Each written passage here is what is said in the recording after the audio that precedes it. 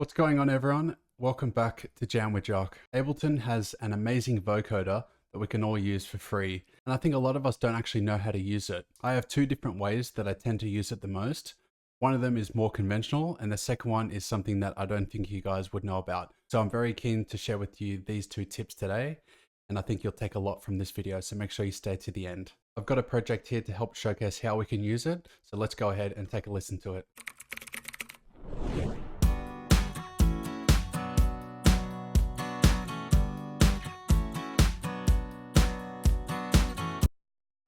Alrighty, so first we're going to have a MIDI track and an audio track. All right, we need to have one of each. We'll start by setting up the vocoder. So we'll put that in the audio track, okay? And we're going to set our carrier to external. Now our external carrier is going to be coming from number 8 MIDI. The type of sound that you want to come from your synth to your vocoder is one that's going to be quite buzzy and has a lot of harmonics to it. So if we use Ableton's analog, this is one of my favorite synths to use for this type of vocoder sound. The default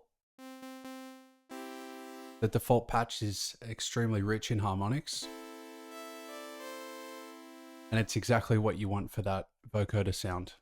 So now we go back into our vocoder and we select from 8 analog, okay? So now we're going to be taking signal from that MIDI into the audio. So I'm going to go ahead and turn off that analog, and now we need some MIDI to send to our audio.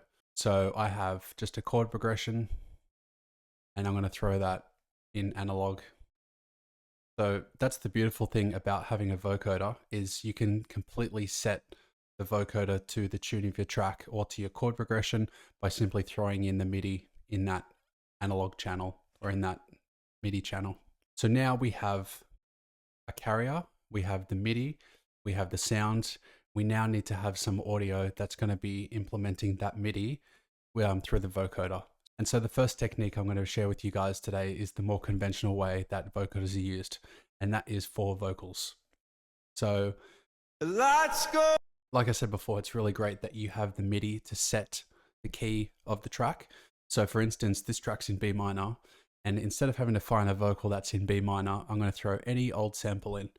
So if we just throw this one in, and we'll have this starting on the 1.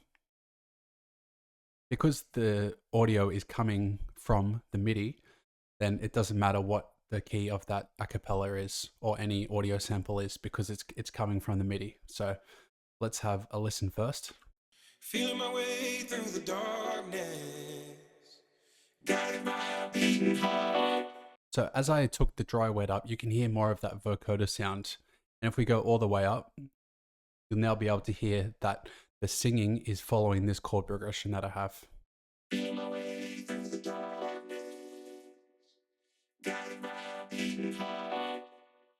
And when I'm doing MIDI for this vocoder type of sound, I love to have chords that are changing, because you can hear that as the vocal is progressing, it's progressing with the chords, and so it has a bit of movement to it. If I was to delete those other chords and just have the one chord playing, you'll hear it still does the job, but it doesn't have as nice of a sound as when you have the chords playing in succession, especially when it's sitting in the track, with that being the progression of the track.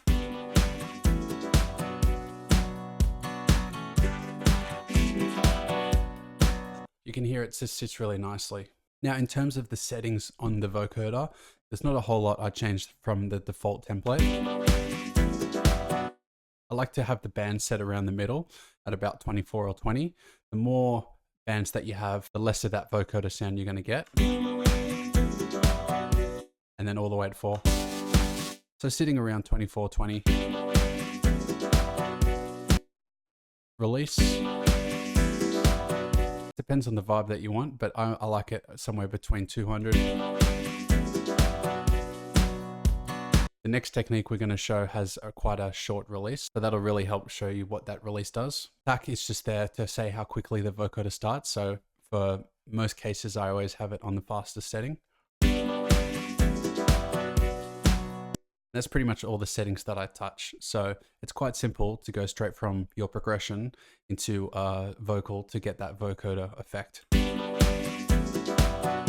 If you didn't want a completely wet vocoder and that robotic sound, then you can always have this blended in from, anywhere between 30 and 50% and just use it as almost another layer to the vocal. Feeling my way through the darkness, guided by a beating heart. That way you still hear the original vocal if that's what you want, but you have another layer to it, which can really enrich in the vocal. So that was vocals, and that's quite a common thing for people to use, have that vocoder effect on a vocal. But I've actually used this on drum loops as well, percussion elements more specifically. So if I just throw in this percussion here, it's just a really great way to add to the groove, and you're also doing it melodically because it's staying in key. We're using that progression. So it's almost like it's a synth that's playing a melody, some sort of a plucky lead.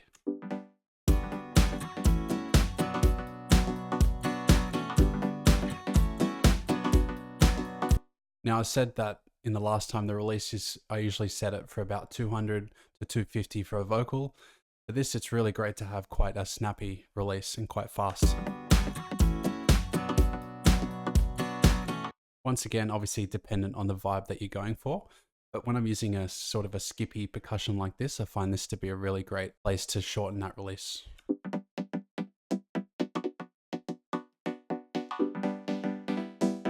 So what I often do is I bounce this out to audio and take that from channel 9, record that through.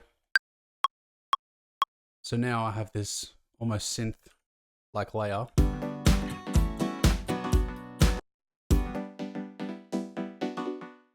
That I can even keep it as it is, or I can even go and throw some effects on there to create even more of a unique sound. So Shaper Box is a great audio effects unit that completely randomizes things.